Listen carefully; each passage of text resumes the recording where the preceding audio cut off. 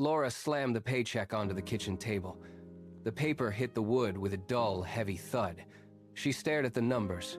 Rent, electricity, groceries. The math was relentless, leaving her with barely enough to survive until the next cycle. At 25, the routine felt like a cage. Work, bills, repeat. Every morning was a mirror of the last.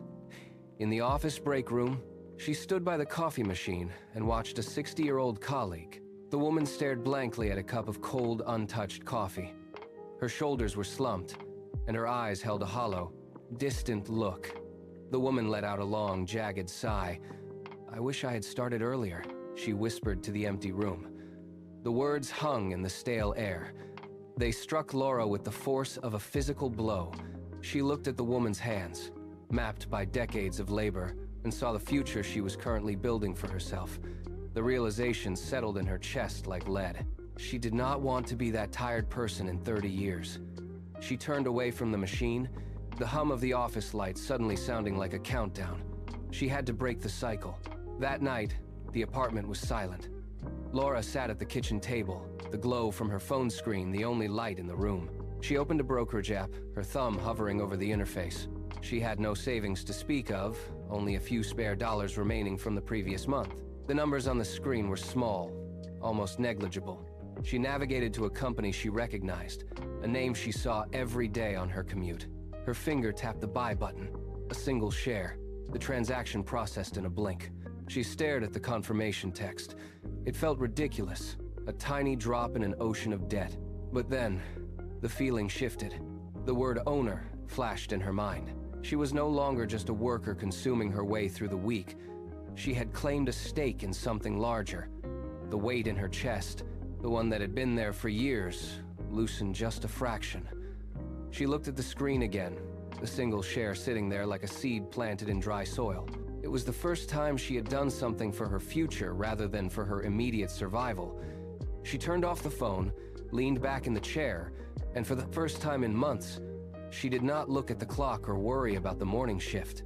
The next month, Laura bought another share, then another. The pattern became her secret rhythm.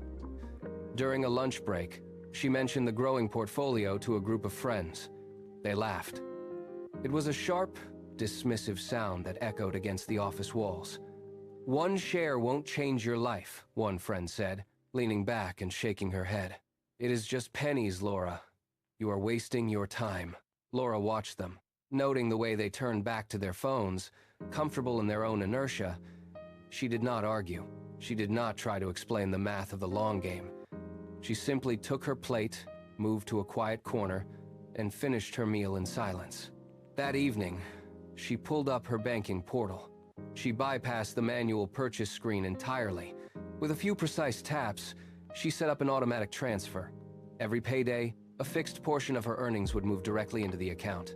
The decision was no longer a choice she had to make. It was a system that functioned without her permission or effort. She closed the app, the screen locking with a satisfying click. The laughter at lunch had not slowed her down. If anything, it had clarified her path. She was building a future they could not see, and she was doing it one automated transaction at a time. The market did not slide. It plummeted. Red arrows replaced the green on every financial news site. The break room at work turned into a theater of anxiety. Colleagues hovered around the television, eyes wide as the tickers bled numbers. "It is all gone," one coworker whispered, staring at his phone. "Everything is crashing." The headlines were relentless. Recession, economic collapse, doom. Fear hung in the air, thick and suffocating. Laura walked past the gathering, the sound of their panic vibrating against the walls. She felt the pull of the collective dread. It would have been easy to stop, to pause the transfers, to keep the cash in her pocket and hide. She reached her desk and opened her banking app. The account balance was down, reflecting the chaos of the global market. She looked at the flashing red numbers for a long moment, feeling the cold weight of uncertainty. Then, she did the exact opposite of what the world demanded. She checked her settings. The automatic transfer was still active. The order to buy was queued. She did not cancel it. She did not lower the amount. She tapped the screen to confirm the next purchase. The system did not care about the recession. It only knew the instruction she had given it weeks ago. She locked the screen, turned to her computer, and started her workday, leaving the panic behind in the break room. The headlines shifted from panic to a long, dull hum of stagnation. Years began to bleed into one another. 5 years of the same routine. Every month, the bank account dipped. And every month, the brokerage total crept up by an amount so small it felt invisible. Laura lived in the gap between her current reality and the future she was trying to force into existence. She watched her coworkers buy new things, travel on weekends, and fill their lives with immediate comforts. She stayed in the same apartment. She kept the same habits. The friction of the sacrifice began to wear thin. There were mornings when she sat in her kitchen, staring at the screen, wondering if the math was a lie. The portfolio balance was a slow-moving mountain. It did not jump. It did not explode in value. It simply existed, growing at a pace that demanded absolute, unwavering patience. She felt the heavy, quiet pressure of doubt during those late-night checks. She was still trading her current comfort for a promise that had yet to yield a single tangible result. She was 5 years deep into the silence, waiting for the first sign that the engine she had built was actually turning on its own. The notification arrived on a Tuesday evening, tucked between mundane bank alerts. Laura tapped the screen, expecting another automated withdrawal. Instead, it was a credit. 2 cents. It was so small it felt like a clerical error. She zoomed in on the transaction history. Dividend payment. The words sat on the screen, clear and undeniable. It was not her money. It was the market paying her for the years of persistent, mechanical buying. She stared at the 2 cents, the weight of the last 5 years suddenly shifting. She could have ignored it, but she did not. She opened the investment portal, entered the amount, and clicked to reinvest. That tiny fraction of a cent bought a sliver of a share, and that sliver, however microscopic, would now be eligible for its own payout. The logic clicked into place. The machine was no longer just consuming her contributions. It was beginning to feed itself. She felt a surge of kinetic energy. She started tracking the payout dates like a countdown. The next month, the dividend was 4 cents, then 6. The numbers were still small, but the trajectory had broken the flat line. The engine was no longer stalling. It was humming. She watched the cycle rotate, the reinvestment snapping into place like clockwork, turning her patience into active, growing capital. The rhythm had become a part of her life. Every month was a predictable motion. Transfer, buy, hold, repeat. But on a Tuesday morning, 10 years into the cycle, the notification on her phone stopped her dead. She stood in her kitchen, coffee forgotten, eyes locked on the digital statement. The passive income from her dividend payouts had hit a new marker. It was higher than the monthly contribution she had forced herself to save for a decade.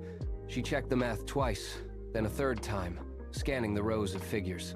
There was no error. The engine she had built was finally producing more than she was feeding it. The realization hit her with physical weight, causing her to drop her phone onto the counter. She was no longer just trading her hours for currency. She was no longer a slave to the monthly cycle of bills and labor. The system had crossed the threshold. It was now generating its own momentum, independent of her sweat and her struggle. She walked to the window and looked out at the street, watching people head toward their offices. For the first time, she felt the silence of a life that was finally beginning to uncoil from the pressure of necessity. She had built her exit, and it was waiting. The engine had reached a velocity that no longer required her constant manual oversight.